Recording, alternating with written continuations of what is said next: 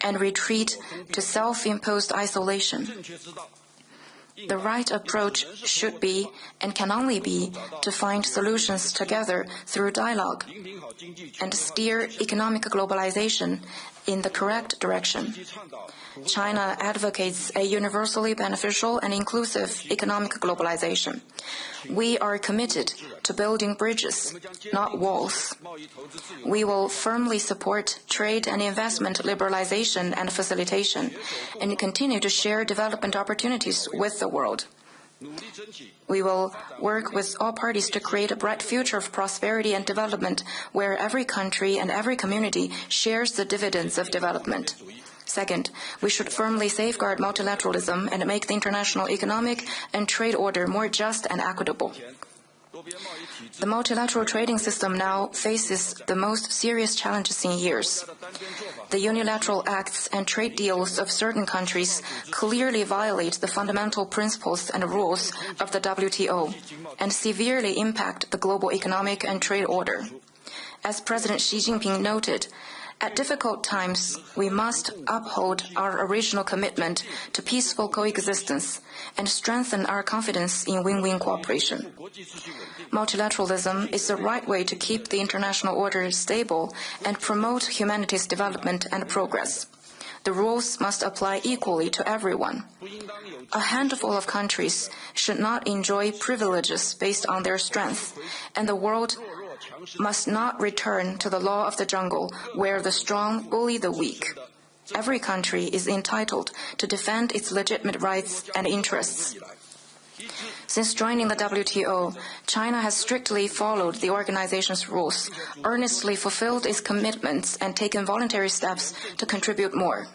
Last year, it solemnly announced that it will not seek new, special, and differential treatment in current and future negotiations at the WTO.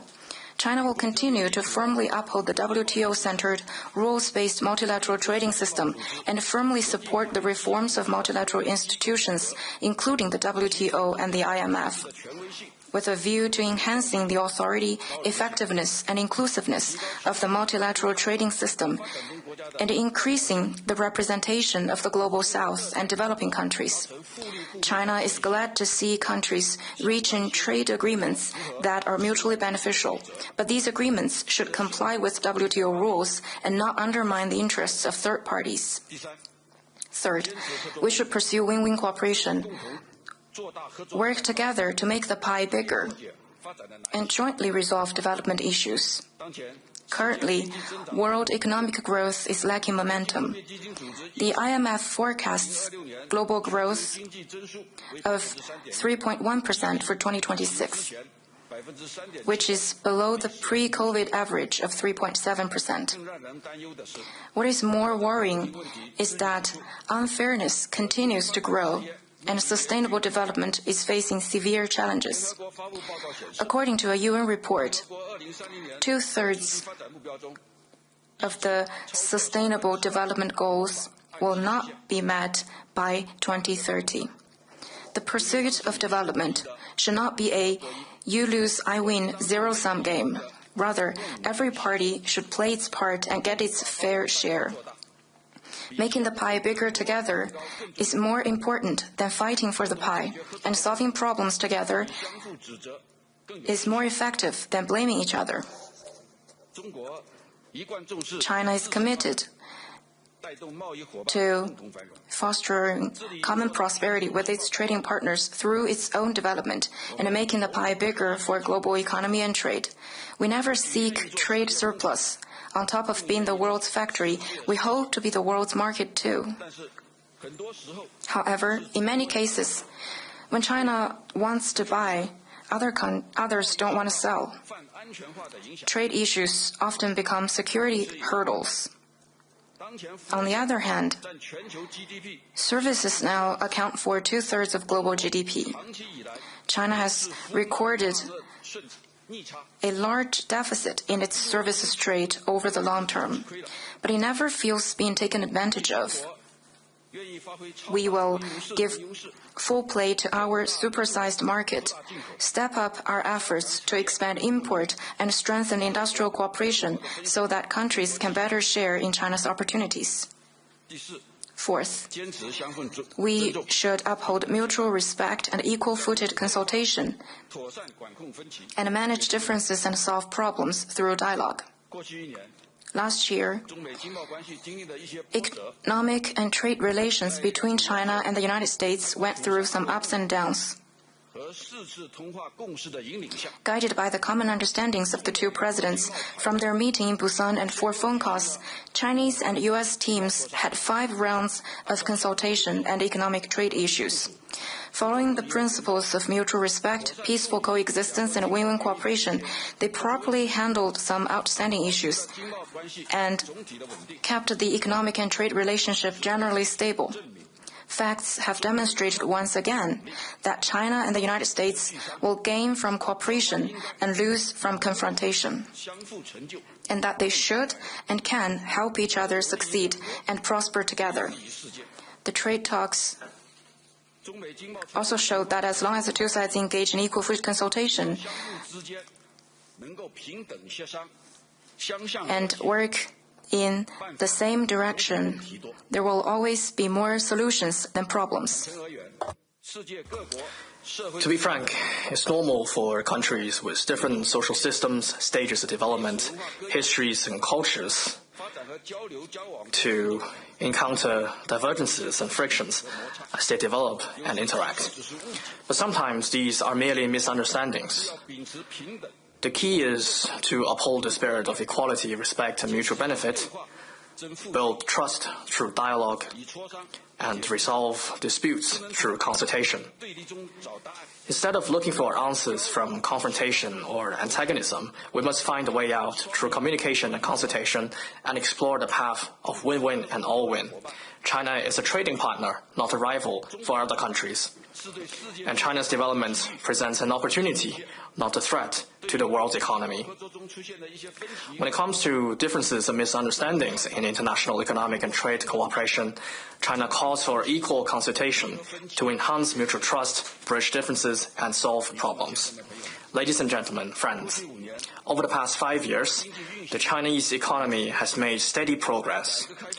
We have deepened reform and opening up, continued to expand the consumer market, made solid headway in developing new quality productive forces, and accelerated the green and low-carbon transition. With an average annual growth rate of around 5.4%, China's economy has expanded to 140 trillion RMB yuan, contributing approximately 30% to global economic growth.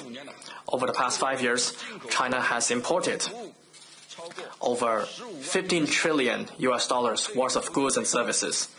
Its overseas investment has generated over $300 billion of tax revenue, created numerous jobs, and boosted local economic growth.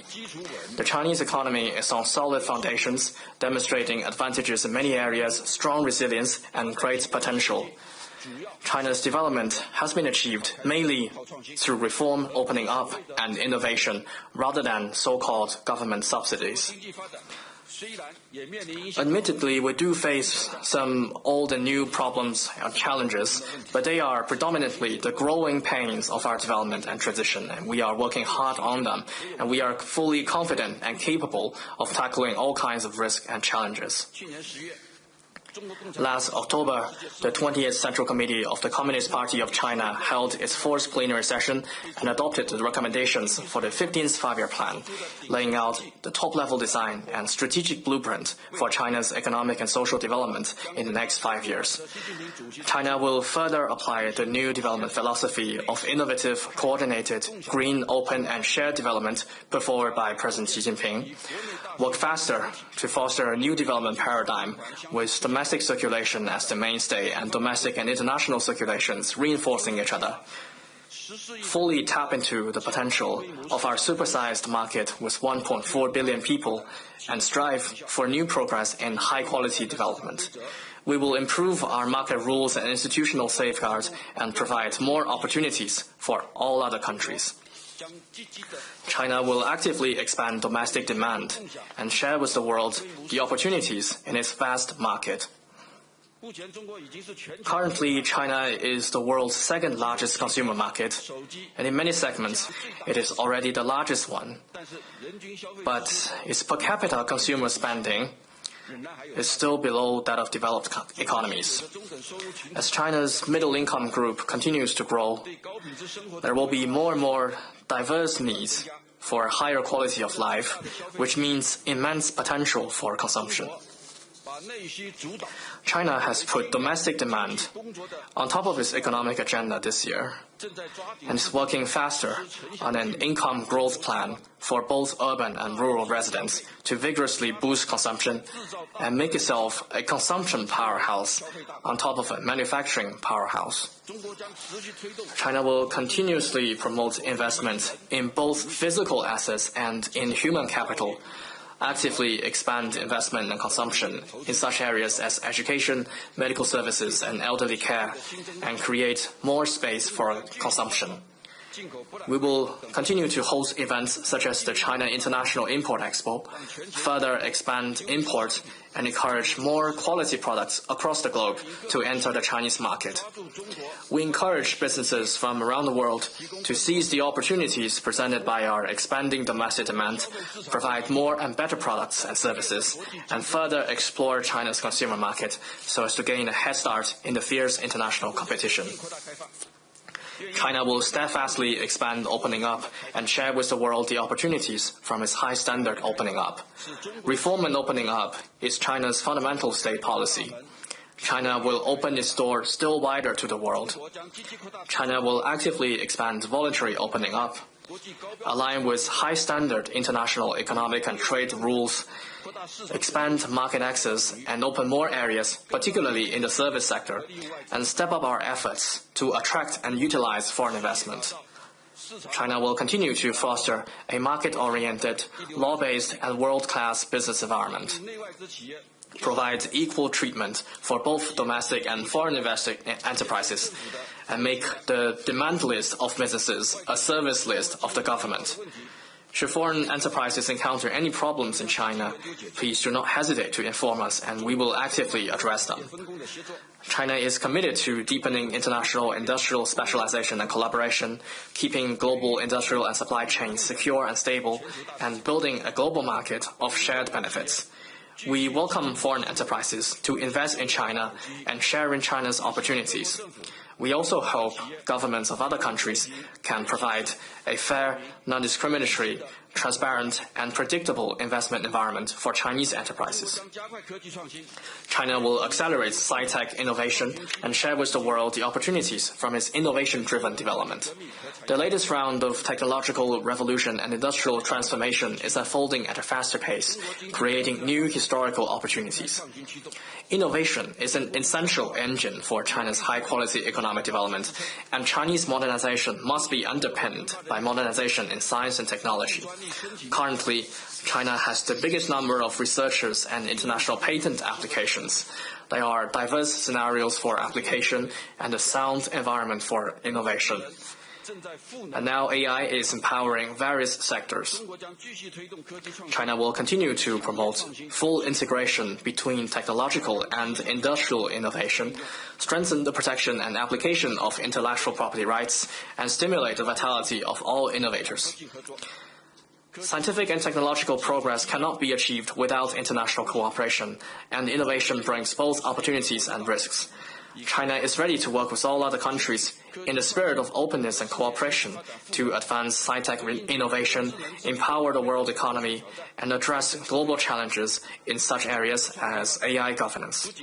China's innovation-driven development not only serves itself, but also benefits the world.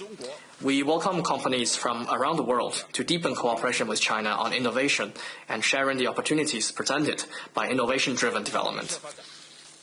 China will pursue green development and share with the world the opportunities from green and low-carbon transition. At the UN Climate Summit last September, President Xi Jinping solemnly announced China's 2035 nationally determined contributions. This is the first time that China put forward an absolute emissions reduction target, which is a testament to China's firm resolve and maximum effort. China has put in place the world's largest renewable energy system and the most complete new energy industrial chain.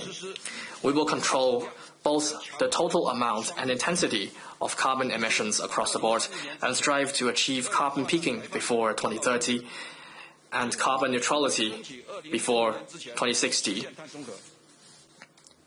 China will work with all other parties to fully and effectively implement the UNFCCC and its Paris Agreement, uphold the multilateral process on climate change, and actively promote global green and low-carbon development. China will work with all parties to foster closer partnerships for green development, address the shortfall in green production capacity, and ensure the free flow of quality green products globally. We invite enterprises from all over the world to embrace the opportunities from green and low-carbon transition, work closely with China in such areas as green infrastructure, green energy, green minerals, and green finance, and jointly create a green and prosperous future. Ladies and gentlemen, friends, the wisdom of Davos lies in dialogue, and the future of the world hinges on cooperation. As President Xi Jinping noted, for us to break through the mist and embrace a bright future, the biggest strength comes from cooperation, and the most effective way is through solidarity. Let us uphold the vision of a community with a shared future for humanity, carry forward a spirit of dialogue, enhance openness and cooperation, and steer the giant ship of the world economy steadily forward on the vast blue ocean, breaking all winds and waves. Let's build a better future for all. I wish this annual meeting a full success. Thank you.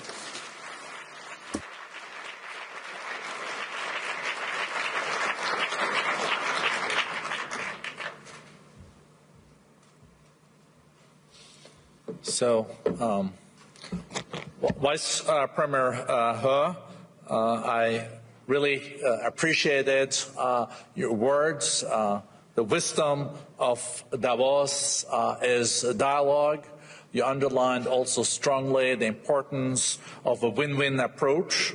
And also, you underlined the importance of China increasing demand in its domestic economy. When China was first in Davos, in beginning of the 80s, China was 2% of the global GDP. Today, China is close to 20% of the global GDP. So it is a very important the path also then China is following. On behalf of everyone here, I would like to thank you. Thank you also for your leadership, and I think many of us will also have the pleasure of joining you in the summer and Summer Davos in Dalian this year. So thank you very much, Mr. Vice Premier.